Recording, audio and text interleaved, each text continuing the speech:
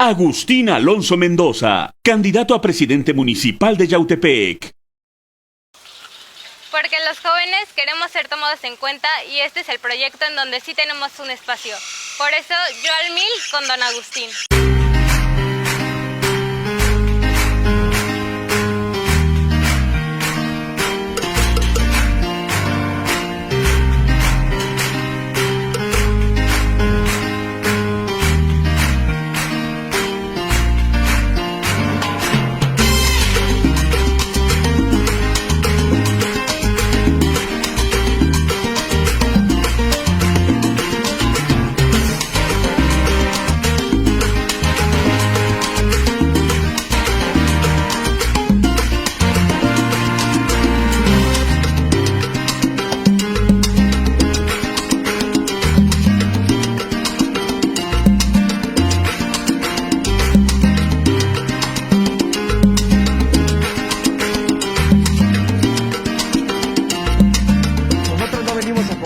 El voto ni con un peso ni con unas despensas.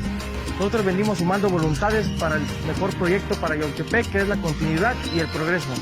Que nosotros los jóvenes estamos con AUR. Continuidad y más progreso. Juntos sigamos haciendo historia.